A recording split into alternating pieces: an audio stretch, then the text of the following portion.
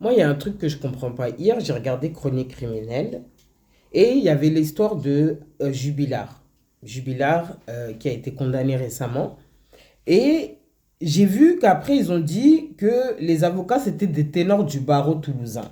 Du coup, je me suis posé la question, mais comment lui, il peut se payer des avocats des ténors du barreau toulousain?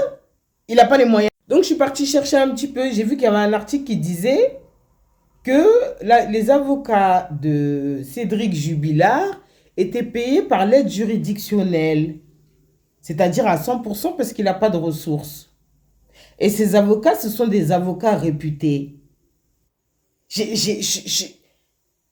Attends, nous, on sait très bien que quand tu as une aide juridictionnelle, que tu peux pas avoir tous les avocats que tu veux, puisque la plupart qui sont réputés ou qui ont un certain statut vont te dire qu'ils prennent pas ton dossier.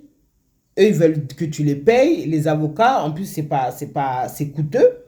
Mais ils vont te dire, moi, je prends pas l'aide juridictionnelle. Alors, pourquoi lui? Et j'ai vu en plus que c'était à hauteur de 12 000 balles, hein, un truc comme ça. Et je me demande, est-ce que ces 12 000 balles, c'était pas précisé 12 000 balles par avocat ou pour les deux? Il a deux avocats, le gars, normal. Nous, on va aller chercher juste un avocat avec les juridictionnels. Et ça me dépasse. On va pas avoir un bon avocat. Il prendra même pas en compte ton dossier. Il essaiera même pas de te défendre.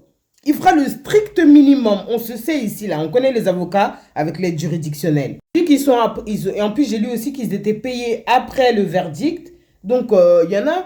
Après, tu peux tomber sur un avocat consciencieux qui va prendre ton dossier en compte, qui va bosser vraiment dessus et qui aura... Mais combien ils sont? Combien ils sont? Le gars, il est en prison. Il arrive à se payer des meilleurs avocats que nous qui sommes dehors. Des ténors du barreau toulousain. Quelqu'un qui a tué sa femme. Ça me dépasse, hein. Ce pays, il y a tellement d'injustice. Tellement d'injustice.